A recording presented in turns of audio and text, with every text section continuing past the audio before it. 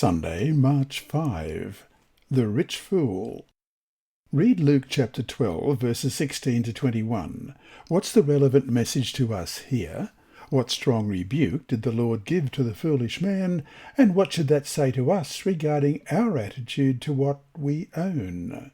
Luke 12, beginning at verse 16. Then he spoke a parable to them, saying, The ground of a certain rich man yielded plentifully. And he thought within himself, saying, What shall I do, since I have no room to store my crops? So he said, I will do this. I will pull down my barns and build greater, and there I will store all my crops and my goods. And I will say to my soul, Soul, you have many goods laid up for many years. Take your ease, eat, drink, and be merry.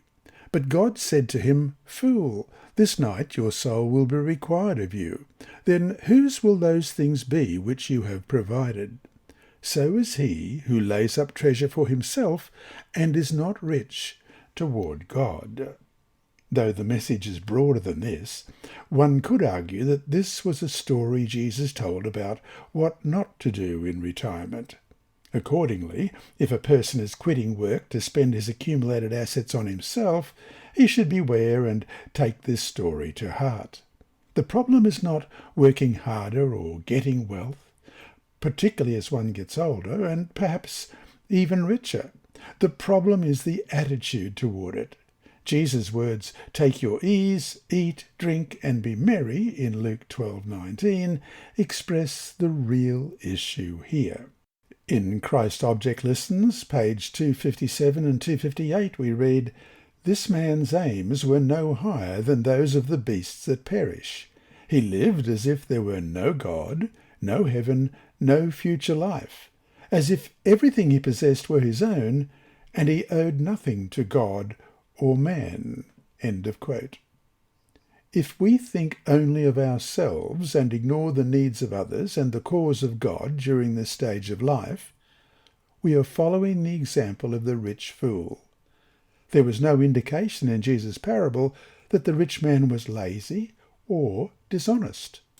The problem was in how he spent what God had entrusted to him. Because we don't know the day of our death, we should always be ready for it by living to carry out God's will instead of pursuing a life of selfishness. The general picture given in the Bible is that a person works and remains productive as long as he or she is able. In fact, it is interesting to note that the authors of the great prophetic books of Daniel and the Revelations were, many believe, both in their 80s when they completed their work. This was at a time when the average age of death was about 50. Ellen G. White published some of her best-known and best-loved books, such as The Desire of Ages, after about age 70. Age, then, as long as we are healthy, should not mean that we stop being productive, and to whatever extent possible, doing some good. Jesus counseled those waiting for his second coming not just to watch, but to continue working as well, as we read in Matthew 24, verses 44 to 46. Therefore you also be ready, for the Son of Man is coming at an hour you do not expect. Who then is a faithful and wise servant, whom his master made ruler over his household, to give them food in due season? Blessed is that servant whom his master, when he comes, will find so doing. And so to finish today, at any age and with any amount of money, how can we avoid falling into the trap that the man did here? Ask yourself, what am I living for? This lesson was read by Dr. Percy Harrold for Christian Services for the Blind. Sponsored by the Sabbath School Department and distributed through Hope Channel Australia, this podcast is also redistributed by Hope Channel Germany, Christian Record Services for the Blind. It is also available on SoundCloud and through multiple podcast distributors, including Apple iTunes. And you can listen and watch at the same time on YouTube.